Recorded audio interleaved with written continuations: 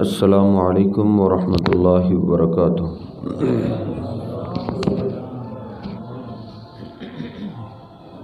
ان الحمد للہ نحمده ونستعینه ونستغفره ونؤمن به ونتوکل علیہ ونعوذ باللہ من شرور انفسنا ومن سیئات اعمالنا من يهده الله فلا مضل له ومن يضلله فلا هادي له أشهد أن لا إله إلا الله وحده لا شريك له وأشهد أن محمدا عبده ورسوله اللهم صل على محمد وأزواجه وذريته كما صليت على آل إبراهيم وبارك على محمد وأزواجه وذريته كما باركت على آل إبراهيم إنك حميد مجيد رب اشرح لي صدري ويسر لي أمري واحلل عقدة من لساني يفقهوا قولي۔ بخاری شریف میں ایک حدیث پاک ہے کہ نبی پاک صلی اللہ علیہ وسلم ارشاد فرماتے ہیں، قیامت کے دن اللہ سبحانہ و تعالی ایک ایسے آدمی سے ڈائریکٹ گفتگو کرے گا جس کو اللہ کے فرشتے جہنم کے کنارے سے جہنم میں پھینکنے والے ہوں گے۔ اللہ رب العزت پوچھے گا کہ اے میرے بندے، اگر تجھے دنیا کے سارے خزانے دے دیے جائیں تو کیا تو اس عذاب سے بچنے کے لیے سارے خزانے فدیے میں دے دے گا؟ تو وہ کہے گا بلا یا رب، کیوں نہیں ہے اللہ، میرے پاس جو کچھ بھی ہو میں سب کچھ اس عذاب سے بچنے کے لیے فدیے میں دے دوں گا۔ تو اللہ رب العزت فرمائے گا اردتک باہون من ھذا اللہ تشرک بی شیئا، اے میرے بندے، میں نے تو دنیا میں تجھ سے اس سے چھوٹا مطالبہ کیا تھا کہ تو میرے ساتھ شرک نہ کرنا۔ اگر تیرے گناہوں کو زمین پہ رکھا جائے اور تیرے گناہ آسمان تک پہنچ جائیں، غفرت لک ولا ابالی، میں تیرے گناہوں کو معاف کر سکتا ہوں، لیکن شرط یہ ہے اس میں شرک نہیں ہونا چاہیے۔ اللہ پاک نے قرآن پاک کے اندر بھی شرک کا بڑا ذکر کیا ہے، ان اللہ لا یغفر ان یشرک بہ ویغفر ما دون ذلک لمن یشاء، کہ اللہ رب العزت ہر گناہ کو معاف کر دے گا لیکن شرک کو اللہ کبھی معاف نہیں کرے گا۔ ایک جگہ اللہ رب العزت نے سارے انبیاء اور رسولوں کا ذکر کیا ہے 7ویں سپارے میں، بلکہ 18 انبیاء کا تو نام لیا ہے۔ نام لینے کے بعد اللہ رب العزت نے کیا ذکر کیا ہے؟ وَلَوْ أَشْرَكُوا لَحَبِطَ عَنْهُمْ مَا كَانُوا يَعْمَلُونَ، ان میں سے ایک نہیں، یہ سارے پیغمبر بھی شرک کرتے تو اللہ کہتا ہے میں سب کی نیکیاں برباد کر دیتا۔ یہ ہمیں باتیں عجیب اس لیے لگ رہی ہیں کیونکہ ترجمے والا قرآن ہم خود نہیں پڑھتے۔ 24واں سپارہ سورہ زمر، اللہ کہتا ہے وَلَقَدْ أُوحِيَ إِلَيْكَ وَإِلَى الَّذِينَ مِن قَبْلِكَ، اے میرے پیغمبر ہم آپ سے پہلے ہر رسول کی طرف یہ وحی کر چکے ہیں اور اب یہ آپ کی طرف بھی وحی کر رہے ہیں. لَإِنْ أَشْرَكْتَ لَيَحْبَطَنَّ عَمَلُكَ، اگر آپ نے بھی شرک کیا تو اللہ آپ کے بھی اعمال برباد کر دے گا. آج میں نے اور آپ نے یہ دیکھنا ہے کہ شرک کی بڑی باتیں سنتے ہیں، بڑے جملے سنتے ہیں. کوئی شرک کی بات سن کے نفرت کرتا ہے، اٹھ جاتا ہے، ان کو تو بات ہی ایک آتی ہے. کوئی بیان بڑا کرتے ہیں. آخر انسانیت میں شرک آ کیسے گیا؟ آدم علیہ السلام تو مشرک نہیں تھے، وہ تو اللہ کے پیغمبر تھے. ان کی اولاد بھی شرک کرنے والی نہیں تھی، اللہ کی ہی عبادت کرنے والے تھے. تو پھر شرک کیسے آ گیا؟ جب آدم علیہ السلام چلے گئے، بخاری شریف میں موجود ہے اور قرآن پاک کے اندر بھی کئی جگہ ہے، تو نوح علیہ السلام سے پہلے آدم علیہ السلام کی اولاد میں 5 بزرگ گزرے ہیں جنہوں نے اللہ کی بڑی عبادت کی، بڑی شوق سے. دور دور تک لوگ ان کی عبادتوں کے تذکرے کرتے تھے کہ عبادت ہو تو ود جیسی ہو، عبادت ہو تو سوا جیسی، یغوث یعوق نصر، عبادت تو ہی نا. ان کی باتوں کے چرچے تھے. وہ 5 بزرگ فوت ہو گئے. جب فوت ہوئے، بخاری شریف میں موجود ہے، عبداللہ بن عباس رضی اللہ تعالیٰ عنہما اس روایت کے راوی ہیں.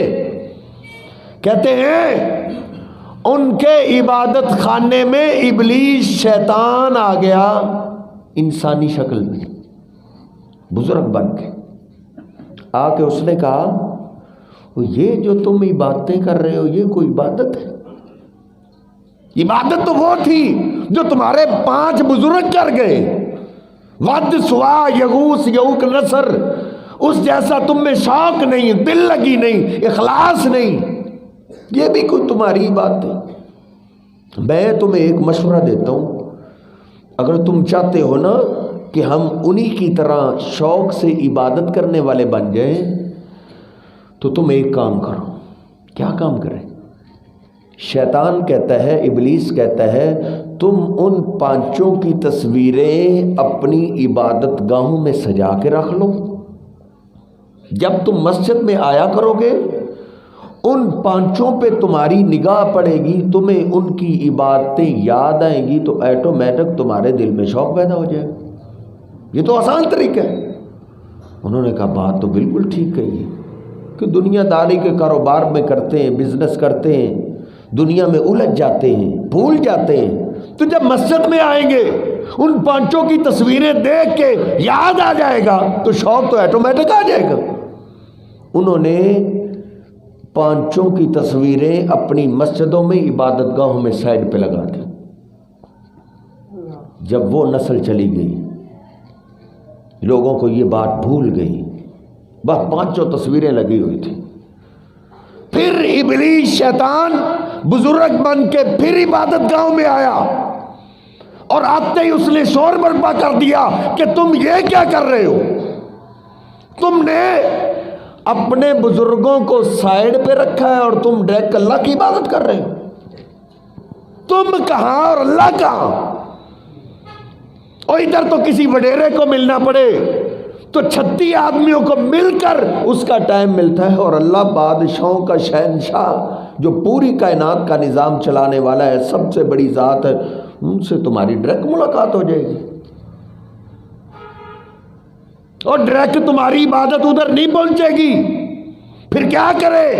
کہا بھلے مانسو جن 5 بزرگوں کو تم نے سائڈ پہ رکھا ہوئے ان کو سامنے رکھو، تم اپنی عبادتیں ان کے حوالے کرو، یہ جانے اور اللہ جانے. انہوں نے کہا بات تو اس نے بالکل ٹھیک کہی ہے کہ ادھر تو جس کے پاس چند ٹکے آ جائیں اس سے ملنا پڑے تو بڑا مشکل ہو جاتا ہے، ڈائریکٹ اس سے ملاقات نہیں ہو سکتی. اس کے چوکیدار، اس کے پی اے، اس کے ملازم سے ٹائم لینا پڑتا ہے. تو اللہ تو بادشاہوں کا بادشاہ ہے، اس ذات کو ہم ڈائریکٹ کیسے مل سکتے؟ انہوں نے ان پانچوں تصویروں کو اپنے سامنے سجا لیا اور سارے مل کر ان پانچوں کی عبادت شروع کر دی۔ لو یہاں سے شرک شروع ہوا ہے۔ پھر اللہ پاک کی دھرتی پہ ایک بھی ایسا نہ رہا جو اللہ کی عبادت کرتا ہو، ساری طرف بات پھیل گئی اور ہر مسجد کے اندر ان پانچوں کے بت تھے، ان کی تصویریں تھیں، سارے لوگ ان پانچوں کی عبادت کیا کرتے تھے، ایک بھی اللہ کی عبادت کرنے والا نہیں تھا۔ پھر اللہ پاک کو اس انسانیت پہ ترس آیا۔ جب یہ کیفیت ہو جاتی ہے تو پھر دو کاموں میں سے ایک کام ہوتا ہے، یا اللہ قیامت برپا کرتا ہے یا اپنا کوئی رسول بھیجتا ہے۔ تو پھر اللہ پاک نے اپنا پہلا رسول سیدنا نوح علیہ السلام کو بھیج دیا۔ نوح علیہ السلام نے پھر آ کے اس قوم کو واعظ کیا، دن کو بھی رات کو بھی، اور وہ مارا کرتے تھے، دن کو بھی مار کھاتے، رات کو پھر ایک ایک کے دروازے پہ جا کے ان کو یہ واعظ کرتے کہ لوگوں، ان پانچوں نے جو مقام حاصل کیا ہے وہ بابا جی آدم کی قبر کی عبادت کر کے انہوں نے مقام حاصل نہیں کیا تھا، ان پانچوں نے اللہ کی عبادت کر کے مقام حاصل کیا تھا، تو تم بھی اللہ کی عبادت کرو۔ وہ نوح علیہ السلام کو گستاخ کہنے لگے، حتیٰ کہ اللہ کا قرآن کہتا ہے وَلَقَدْ أَرْسَلْنَا نُوحًا إِلَىٰ قَوْمِهِ فَلَبِثَ فِيهِمْ أَلْفَ سَنَةٍ إِلَّا 50 عَامًا۔ ہم تو کسی بھائی کو تیسری سے چوتھی دفعہ سمجھائیں تو تھک جاتے ہیں نا، چھوڑو یار یہ تو مانتا ہی نہیں۔ نوح علیہ السلام نے اپنی قوم کو سمجھایا کتنی دیر؟ 950 سال، 950 سال مار کھاتے رہے۔ 950 سال کے بعد اللہ کے آگے رو پڑے، اے اللہ انی دعوت قومی لیلا و نہارا، اے اللہ تو جانتا ہے میں نے 950 سال کے عرصے میں نہ کوئی دن چھوڑا ہے نہ رات چھوڑی ہے، دن کو بھی تیری ڈیوٹی سنبھالی ہے، رات کو بھی تیری توحید کا آواز کیا ہے، اے اللہ یہ قوم ماننے والی نہیں، یہ بڑی سنگ دل قوم ہو گئی ہے، بڑی سخت قوم ہو گئی ہے، اے اللہ ان کا بوڑھا مرتے ہوئے بھی اپنی اولاد کو وصیت کر کے مرتا ہے، لا تذرن آلہتکم ولا تذرن ودا ولا سواء ولا یغوث ویعوق ونسرا۔ 29واں پارہ سورہ نوح، دوسرا رکوع شروع ہو رہا ہے، ترجمے کے ساتھ گھر میں پڑھو۔ اللہ یہ تو مرتے ہوئے بھی وصیت کر کے جاتے ہیں کہ میں تو جا رہا ہوں، میرے جانے کے بعد اس نوح گستاخ کی بات مان کے تم نے ود سوا یغوث یعوق نصر کی عبادت نہیں چھوڑنی، ان کی عبادت جاری رکھنی ہے، اس نوح کی باتوں میں نہیں آنا۔ پھر نوح علیہ السلام نے اللہ سے یہ باتیں کر کے پھر وہ بد دعا کی جس سے سخت بد دعا کسی نے نہیں کی۔ کیا کہا؟ ربی لا تذر علی الارض من الکافرین دیارا، اے اللہ اتنی سنگ دل قوم کا بچہ بھی زندہ نہ چھوڑ، عورت بھی نہ بچے، اے اللہ نہ ان کا بوڑھا بچے اور نہ ہی ان کے ہاتھوں سے بنا ہوا کوئی گھر بچے، اللہ میں ان کے بنے ہوئے گھر بھی نہیں چاہیے۔ پھر اللہ پاک نے وہ عذاب نازل کیا، زمین نے بھی پانی نکالا، آسمان نے بھی پانی برسایا، پھر ان کے نام و نشان کیا، ان کے گھروں کو بھی اللہ نے مٹا کے رکھ دیا تھا۔ لو یہاں سے شرک شروع ہوا ہے۔ لوگ پتھروں کی تعظیم نہیں کرتے تھے، اگر پتھروں کی تعظیم کرتے تو ہمیں فرش پہ پتھر کون بچھانے دیتا، ہمیں سڑکوں پہ پتھروں کو ذلیل کون کر دیتا۔ اگر لوگ پتھروں کی تعظیم نہیں، ان پتھروں کی مورتیوں کے پیچھے ان کے بزرگوں کی تصویریں ہوا کرتی تھی، لوگ ان کی عبادت کرتے تھے۔ پھر یہودی عیسائی وہ اور آگے نکل گئے، ان کی عبادت کا اور طریقہ تھا۔ صحیح البخاری اور صحیح مسلم نبی پاک صلی اللہ علیہ وسلم فرمایا کرتے تھے قاتل اللہ الیہود والنصارى اتخذوا قبور انبیائہم مساجدا، یہودی اور عیسائی برباد ہو گئے، ملعون ٹھہرے، کیوں؟ کیونکہ وہ اپنے پیغمبروں کی قبروں کو سجدہ گاہ بنا لیتے تھے۔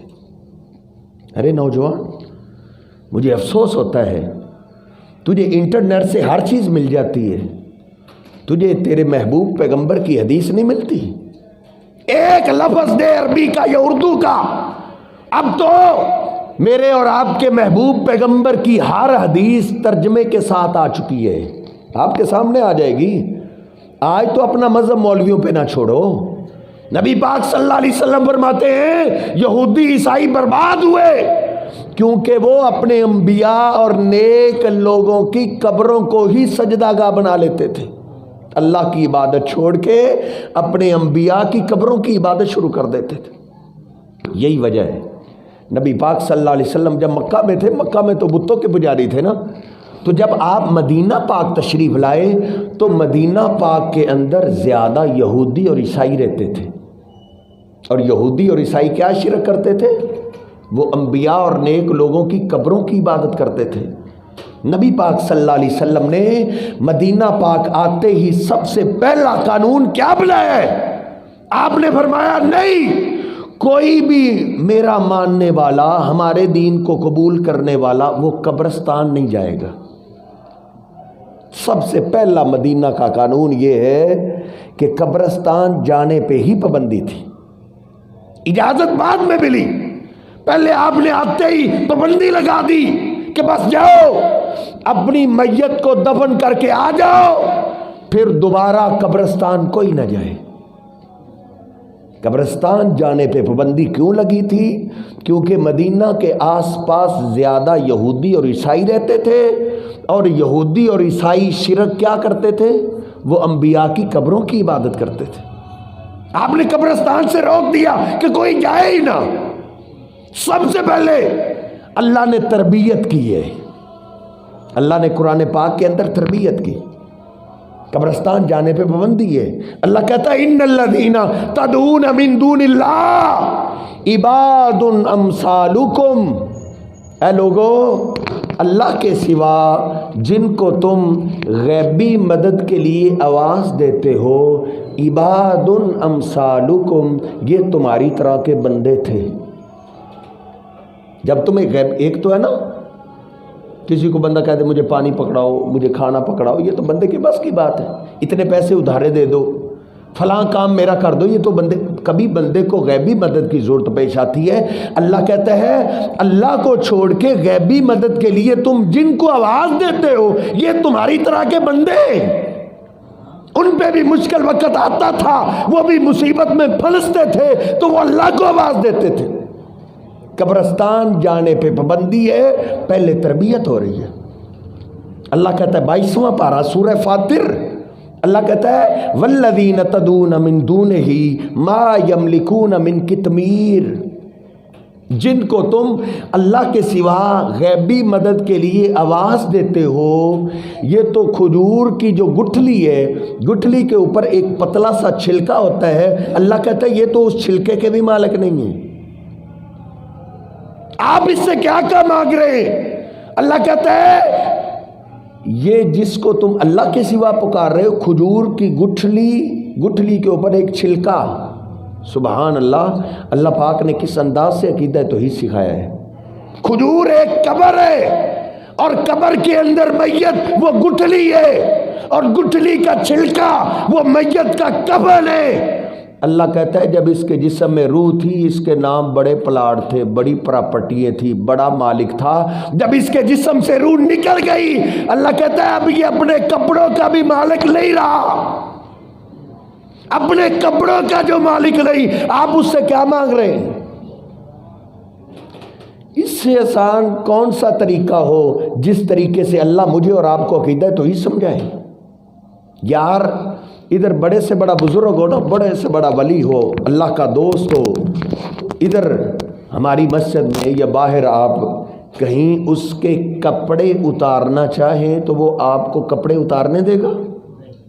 نہیں اتارنے دے گا، نہیں اتارنے دے گا۔ کیوں نہیں اتارنے دے گا؟ کیونکہ ابھی اس کے جسم میں روح ہے، ابھی وہ اپنے کپڑوں کا مالک ہے۔ اگر اسی کے جسم سے روح نکل جائے پھر ہم اس کے کپڑوں کو پھاڑ کے بھی اتارتے ہیں تو روکتا ہے؟ کیوں نہیں روکتا؟ اللہ کا قرآن کہتا ہے والذین تدعون من دونہ ما یملکون من قطمیر۔ جب اس کے جسم میں روح تھی بڑا دنیا کا مالک بنا پھرتا تھا، لیکن جب روح نکل گئی اب یہ اپنے کپڑوں کا بھی مالک نہیں رہا۔ اگر قبر کی مٹی اس کے کفن کو چھین کے کھانا شروع کر دے، یہ تو اتنا کمزور ہو گیا ہے مٹی سے اپنا کفن نہیں چھڑا سکتا، تیری مشکل حل کہاں سے کرے گا؟ قبرستان جانے پہ پابندی ہے، قبرستان نہیں جانا۔ پہلے تربیت ہو رہی ہے، نبی پاک صلی اللہ علیہ وسلم پہ قرآن آ رہا ہے، قرآن کے ذریعے اللہ تربیت کر رہا ہے۔ 22واں پارہ سورہ فاطر سادہ ترجمہ، اللہ کہتا ہے وما یستوی الاحیاء والاموات، زندہ اور مردہ کبھی بھی برابر نہیں ہو سکتے۔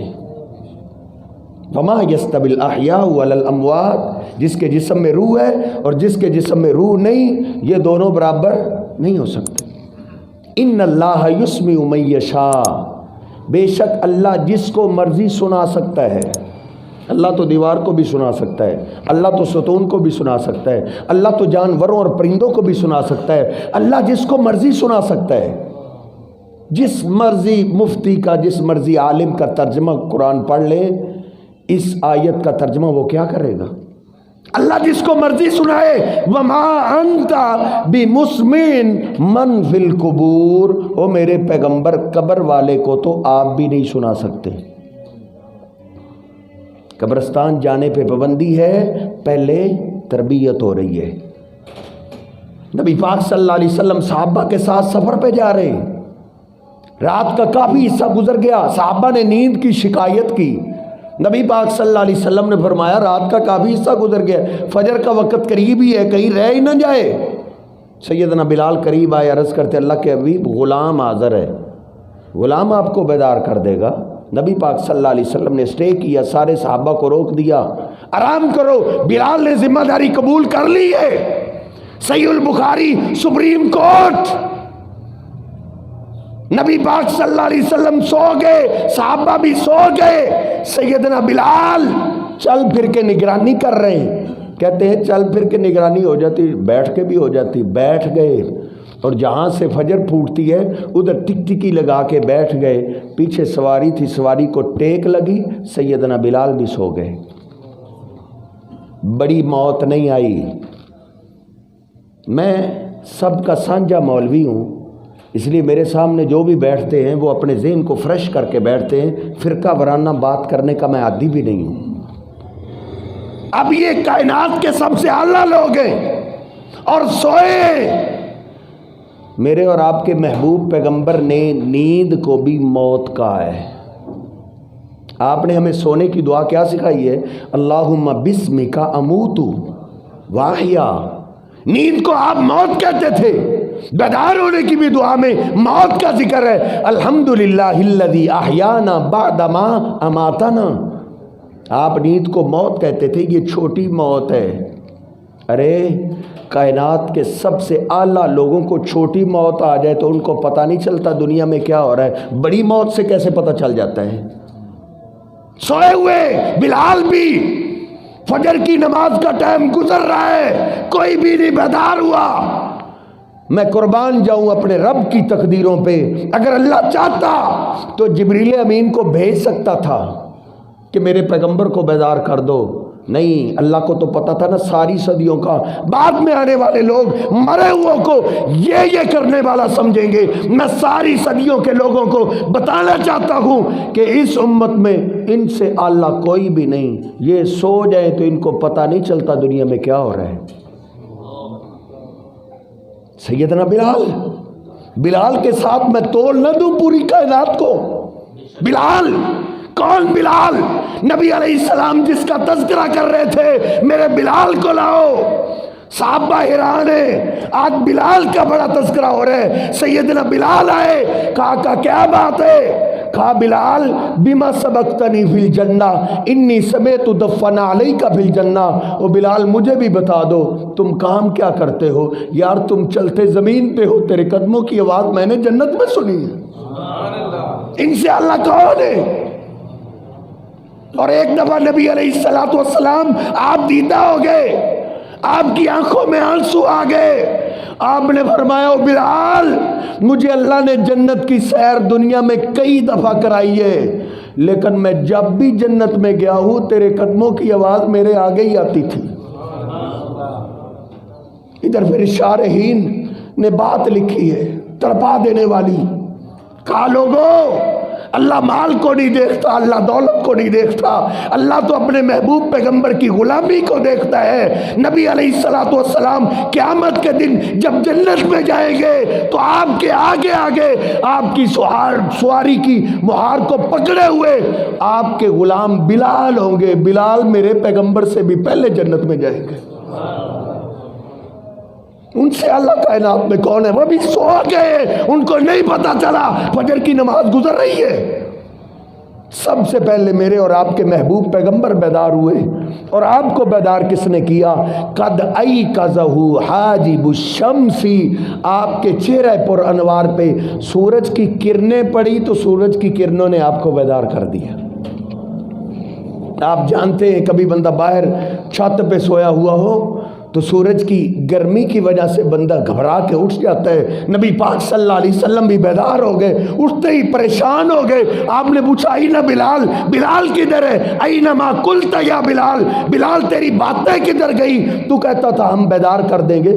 نبی پاک صلی اللہ علیہ وسلم کی کانوں میں آواز پڑی، گھبرائے ہوئے اٹھے، میں نے تو بڑی تسلی دلائی تھی۔ نبی پاک صلی اللہ علیہ وسلم کے سامنے سہم میں آئے، عرض کرتے اللہ کے رسول میرا کوئی قصور نہیں، جس اللہ نے آپ کو سلا دیا تھا اسی اللہ نے مجھے بھی سلا دیا تھا۔ اس سے بڑا توحید کا سبق کیا ہو سکتا ہے؟ قیامت کے دن تم میں سے کوئی یہ نہ کہے ہمیں کسی نے سمجھایا نہیں تھا۔ قبرستان جانے پہ پابندی ہے، پہلے تربیت ہو رہی ہے۔ نبی پاک صلی اللہ علیہ وسلم کے زمانے میں صحابہ اکرام فوت ہوئے، آپ ان کا خود جنازہ پڑھایا کرتے تھے۔ میں کہتا ہوں بعد میں کوئی بھی ایک ولی نہیں، ایک اللہ کا دوست نہیں، صحابہ کے بعد جتنے بھی اللہ کے دوست آئے سب کو ترازو کے ایک پلڑے میں رکھ دیا جائے، اور صحابہ اکرام کا ایک لمحہ جس لمحے میں انہوں نے ہمارے محبوب کا دیدار کیا ہے، پوری کائنات مل کے اس لمحے کا مقابلہ نہیں کر سکتی۔ وہ صحابہ جب فوت ہوئے نبی پاک صلی اللہ علیہ وسلم نے ان کا جنازہ کیسے پڑھایا ہے؟ یار آج بھی بڑے سے بڑا ولی فوت ہو جائے، فرقے کی بات میں کرنے کے لیے نہیں آیا، جس مرضی فرقے کو ماننے والا ہو، اللہ کا بزرگ فوت ہو جائے، جنازہ تیار ہو گیا، امام سامنے آ گیا، جنازے سے سلام پھیرے اس کے پاس چلے جاؤ۔ مولانا صاحب یہ کوئی عام آدمی کا جنازہ تو نہیں، یہ تو اللہ کا ولی تھا، یہ تو اللہ کا بزرگ تھا۔ مولانا صاحب پہلے آپ بتاتے تھے جس نماز میں رکوع نہ ہو وہ نماز نہیں ہوتی، جس نماز میں سجدہ نہ ہو وہ نماز نہیں ہوتی۔ ارے یہ بھی تو نماز ہے، نہ آپ نے رکوع کیا نہ سجدہ کیا، بغیر رکوع اور سجدے کے آپ نے سلام کیسے پھیر دیے؟ آپ کے مولانا صاحب آپ کو بتائیں گے بھائی یہ نماز وہ نہیں، یہ نماز، یہ بزرگ ہیں اللہ کے ولی تھے، لیکن اس کے جسم سے روح نکل گئی ہے، جسم سخت ہو گیا، بت کی شکل اختیار کر گیا، اب اللہ نے روک دیے۔ اللہ کہتا ہے نہیں، وہ میرے بندے تیرے آس پاس یہودی اور عیسائی رہتے ہیں جو انبیاء کی قبروں کو رکوع کیا کرتے تھے، انبیاء کی قبروں کو سجدے کیا کرتے تھے۔ کہیں دور سے دیکھنے والا یہودی اور عیسائی یہ نہ سمجھ لے رکوع میت کو ہو رہا ہے، سجدہ میت کو ہو رہا ہے۔ جو اللہ اپنی توحید میں اتنا غیرت مند ہے، جب بزرگ اور ولی یا کسی صحابی کی میت سامنے پڑی ہو، سجدہ تو دور کی بات ہے، اللہ رکوع کی بھی اجازت نہ دے، جب یہ منو مٹی کے نیچے چلے جائیں تو پھر سجدے کی اجازت کس نے دے دی ہے؟ قبرستان جانے پہ پابندی ہے، پہلے تربیت ہو رہی ہے۔ کہیں یہودیوں اور عیسائیوں کے نقش قدم پہ ہم نہ چل جائیں۔ نبی پاک صلی اللہ علیہ وسلم ایک سفر میں، صحابہ کہتے ہیں ایک قبرستان قریب آ گیا، آپ نے سارے قافلے کو روک دیا، نبی پاک صلی اللہ علیہ وسلم اللہ کے آگے سجدے میں گر گئے۔ صحابہ کہتے اتنا لمبا سجدہ ہم نے نہیں دیکھا تھا۔ کافی دیر کے بعد آپ اٹھے اور جلدی سے قبرستان کی طرف چلے گئے، اور آپ ایک قبر کے پاس بیٹھ کے اتنا روئے، اب کا من حولہ، اتنا روتے ہوئے ہم نے کبھی نہیں دیکھا تھا۔ آپ کے رونے کو دیکھ کے سارے صحابہ ہی رو پڑے۔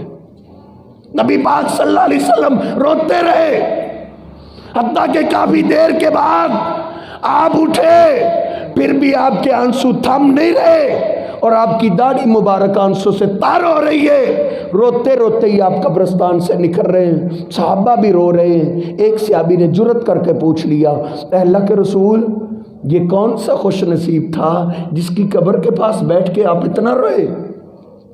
آپ نے فرمایا، ہذا قبر امی، یہ میری والدہ کی قبر تھی۔ میری والدہ مجھ سے بڑا پیار کرتی تھی، آج ماں کا مجھے پیار یاد آیا ہے، اور اسی پیار نے مجھے رلا کے رکھ دی ہے۔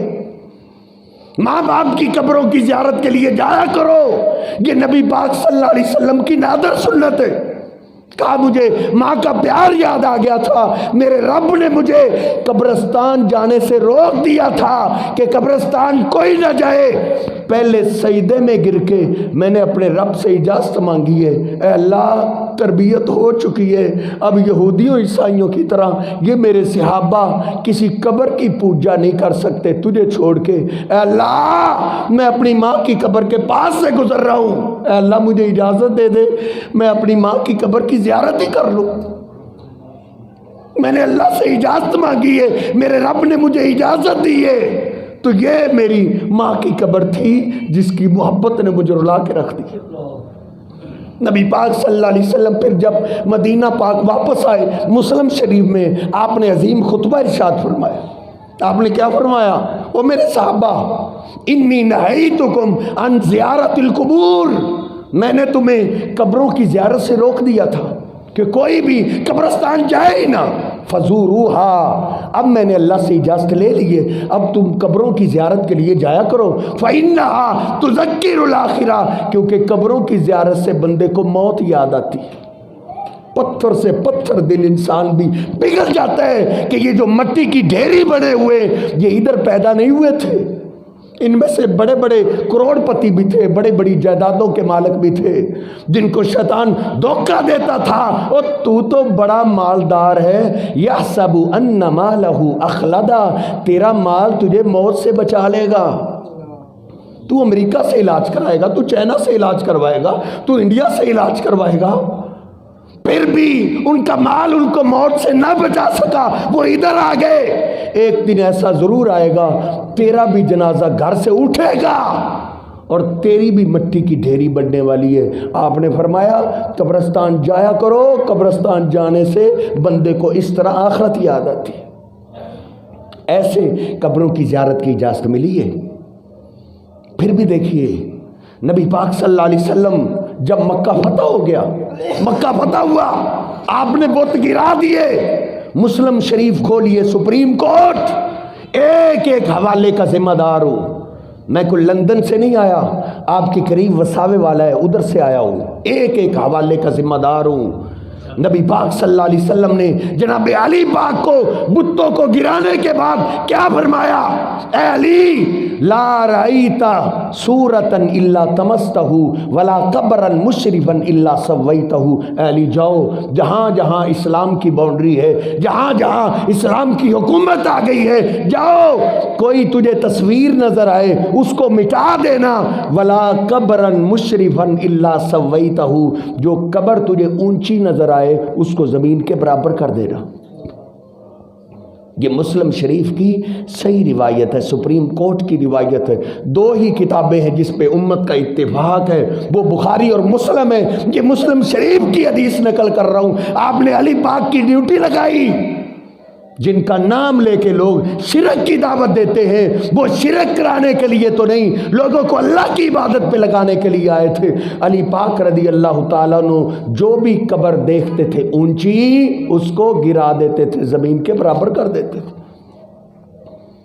آگے بڑھیے، صحیح البخاری کھولیے، نبی پاک صلی اللہ علیہ وسلم گھر کے اندر بیمار ہیں، ابوبکر صدیق امام ہیں، जनाब सैयदना अब्बास सैयदना अली आपके पास हैं।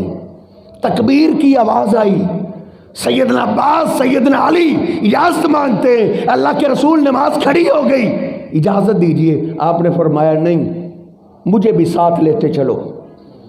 सैयदना अब्बास सैयदना अली, नबी पाक सल्लल्लाहु अलैहि वसल्लम ने एक हाथ सैयदना अली पाक के कंधे पे रखा, दूसरा सैयदना अब्बास के कंधे पे रखा, और आप जा रहे हैं मस्जिद की तरफ नमाज पढ़ने के लिए। अम्मी फरमाती है, अम्मी आयशा कहती है, रिजलाहु तखुत्तान, मेरे महबूब पैगंबर इतने कमज़ोर नकाहत बीमारी की वजह से कि आपके पाँव मुबारक ज़मीन पे खत खींच रहे हैं। नबी पाक सल्लल्लाहु अलैहि वसल्लम के पाँव मुबारक आपका बोझ बर्दाश्त नहीं कर रहे। वो इतनी बीमारी के आलम में भी हमारे महबूब पैगंबर मस्जिद में जाके नमाज पढ़ा करते थे। ओ होश के आँख नाखन लो मुसलमानों, सही सलामत हो के, जवान हो के, तंदुरुस्त हो के नमाज नहीं पढ़ते। और फिर जहलियत ऐसी कि अलामान वल हफीज, कई नेक लोगी का, वली का, पीर का लिबादा ओढ़ के लोगों को नमाजों की छुट्टी देते हैं। सिंध के इलाके में एक पीर है जो कहता है साल के बाद एक भैंस का नजराना दे दिया करो, हम जाने और तुम्हारी नमाजें जाने। और कितने ही कब्रिस्तान दरबारों पे मुजावर बन के बैठे हुए जिन्होंने कभी गुस्ल नहीं किया, वुजू नहीं किया, हम उनको वली समझते। याद रखो, अल्लाह का वली नमाजी होता है, बेनमाज का अल्लाह और अल्लाह के रसूल से कोई ताल्लुक नहीं। जो कहते हैं हम तो अल्लाह के बड़े पहुंचे हुए, में नमाजों की जरूरत नहीं, क्या हम इतने जहल हो गए? क्या कोई अल्लाह के पैगंबर से भी आला हो सकता है? नबी अलैहिस्सलातु वस्सलाम तो इस कैफियत में भी नमाज नहीं छोड़ रहे। और अली पाक फरमाया करते थे, नबी पाक सल्लल्लाहु अलैहि वसल्लम का आखिरी कलाम जो मैंने सुने, आप यही कहते हुए जा रहे थे, मैं जा रहा हूँ, नमाजों का ख्याल रखना, सलाह वमा मलकत ईमानुकुम, नमाजों का ख्याल रखना, नमाजों का ख्याल रखना, गुलामों का ख्याल रखना। अली पाक फरमाते हैं 20 साल से ज़्यादा साल गुजर गए हैं, उसके बाद अली ने एक नमाज भी ज़ाया नहीं की। ये अली से भी नेक आ गए जो फुटपाथ में बैठे हुए तुझे तावीज़ लिख कर देते हैं और नमाज नहीं पढ़ते। नमाजी आदमी अल्लाह का दोस्त होता है, नमाज की छुट्टी नहीं। तुझे मैं कैसे समझाऊं, नबी पाक सल्लल्लाहु अलैहि वसल्लम जंग लड़ रहे हैं, तलवारों वाली जंग है, गोले बंदूकों राइफलों वाली छुप के लड़ने वाली नहीं, तलवारों की जंग है, जंग जारी है। किसी का सर फटा हुआ, बाजू कटा हुआ, असर की नमाज का टाइम हो गया। साहबा ने कहा अल्लाह के रसूल नमाज शुरू कर दी, दुश्मन सब पे हमला करेगा, एक को भी नहीं छोड़ेगा। नबी पाक सल्लल्लाहु अलैहि वसल्लम ने क्या फरमाया था? सहीहुल बुखारी खोलो, कुरान पाक खोलो, अल्लाह ने भी उसी नमाज का जिक्र किया। नबी पाक सल्लल्लाहु अलैहि वसल्लम ने फरमाया मेरे साहबा नहीं, मेरे रब ने मुझे जिहाद के मैदान में भी नमाज की छुट्टी नहीं दी। तुम ऐसे कर लो, 2 जमातें बना लो, एक जमात को मैं नमाज पढ़ा देता हूँ, दूसरी दुश्मन के सामने खड़ी रहे, ये पढ़ के चले जाए, फिर दूसरी जमात आ जाए, मैं उनको नमाज पढ़ा दूंगा। इस अंदाज से तरीका हम बदल लेते हैं, लेकिन मेरे रब ने मुझे इस तलवारों के साए के नीचे भी नमाज की छुट्टी नहीं दी। तुझे और मुझे नमाज की छुट्टी देने वाला वो शैतान हो सकता है, अल्लाह का दोस्त नहीं हो सकता। नबी पाक सल्लल्लाहु अलैहि वसल्लम इस कैफियत में मस्जिद में आके नमाज पढ़ने के लिए आ रहे आए, देखा अबू बकर सिद्दीक रज़ी अल्लाह ताला अन्हु साहबा को नमाज पढ़ा रहे हैं। कौन कौन सा मैं रोना रो, आज हमसे क्यों लड़ते हो? और साहबा इकराम और नबी अलैहिस्सलातु वस्सलाम के दौर में तो कोई भी ना बोला कि अल्लाह के रसूल आपके अहले बैत में से कई हैं, तुम अबू बकर सिद्दीक को मुसल्ले पे क्यों खड़ा कर रहे हो? उस वक्त तो अली भी न बोले, हसन हुसैन भी ना बोले, कोई सैयदना अब्बास भी नहीं बोला। मुझे अफसोस होता है इनकी अकल पे कैसा पर्दा पड़ गया।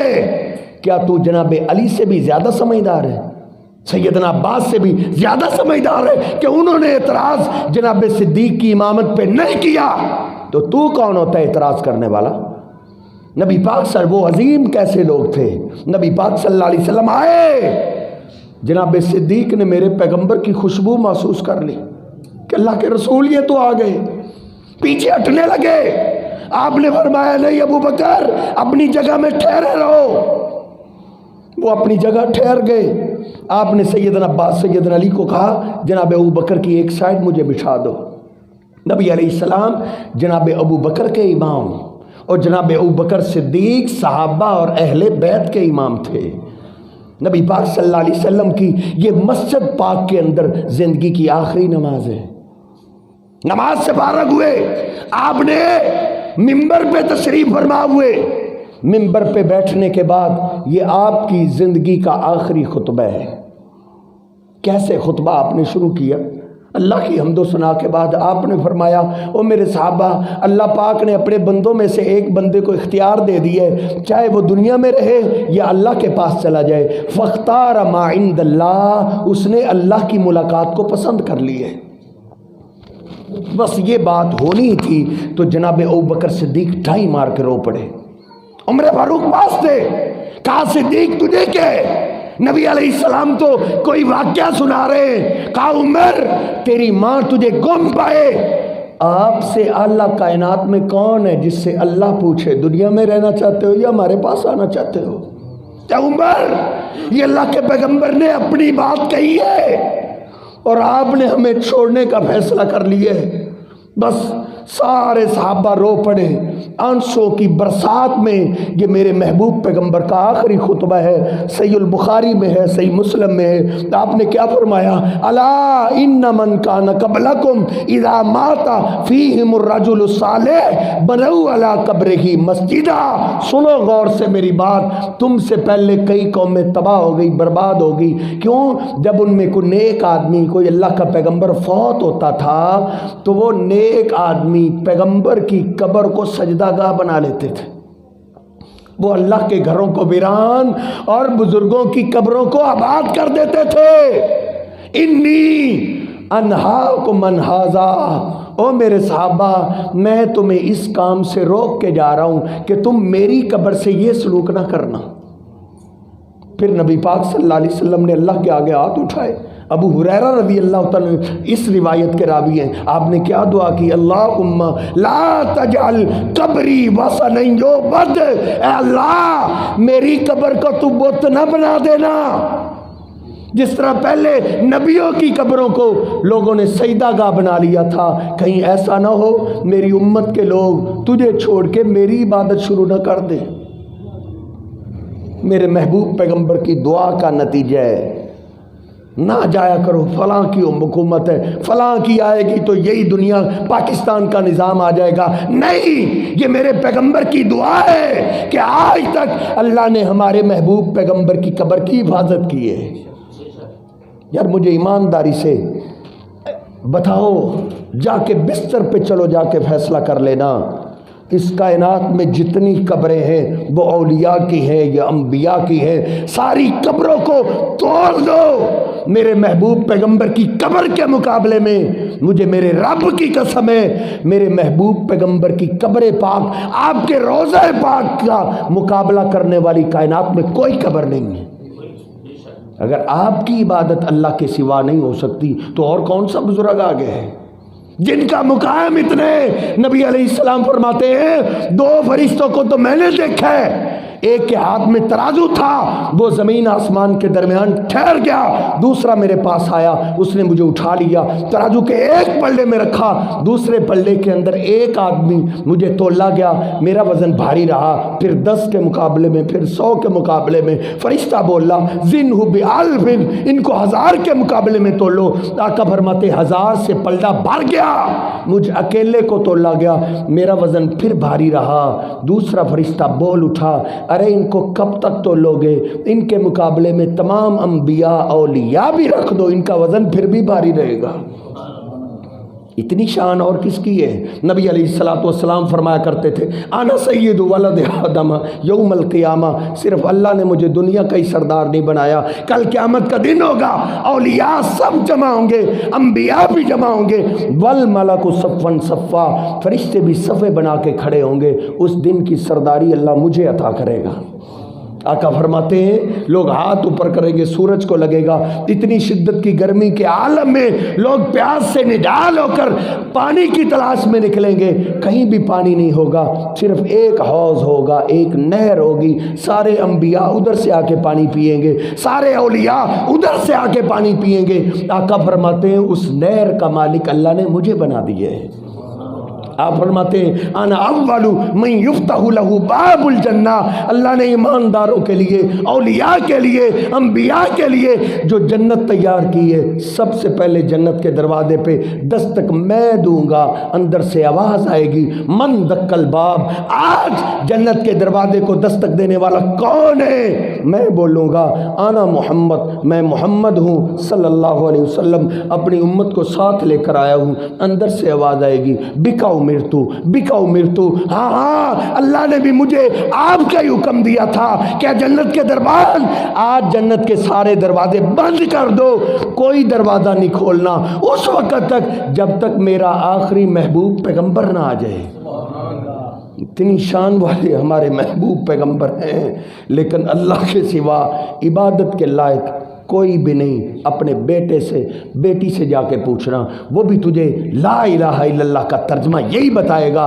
बेटी से पूछ, बेटे से पूछ, बेटा ला इलाहा इल्लल्लाह का माना क्या है? आपका बेटा भी बोलेगा, बेटी भी बोलेगी पापा इसका माना ये। अल्लाह के सिवा इबादत के लायक कोई भी नहीं, ना कोई वली है, ना कोई पैगंबर है, ना कोई फरिश्ता है। इबादत के लायक सिर्फ अल्लाह की ज़ात है। रुकू इबादत है, सजदा इबादत है, गैबी मदद के लिए आवाज़ देना इबादत है। ये सारी बातें सिर्फ अल्लाह पाक के लायक हैं। आइए, इसी तौहीद को लेकर सारे अंबिया आए थे और नबी अलैहिस्सलाम के बाद कोई पैगंबर आना नहीं। अल्लाह ने हम सब की ड्यूटी लगाई है, हम सब ने अंबिया वाला काम करना है। अपने दोस्तों को, अपने रिश्तेदारों को, अपने महल्लेदारों को, अपनी मजलिस वालों को, अपने क्लास फेलोज़ को, सब तक ये अकीदा तौहीद की दावत पहुँचाना ये हमारा फरीज़ा है। अल्लाह रब्बुल इज़्ज़त से दुआ है अल्लाह रब्बुल इज़्ज़त मुझे और आपको अकीदा तौहीद समझने की और फिर दुनिया के अंदर उसकी दावत देने फैलाने की तौफीक अता फरमाए। वक़ूलु क़ौली हाज़ा अस्तग़फ़िरुल्लाह ली व लकुम व लिसाइरिल मुस्लिमीन।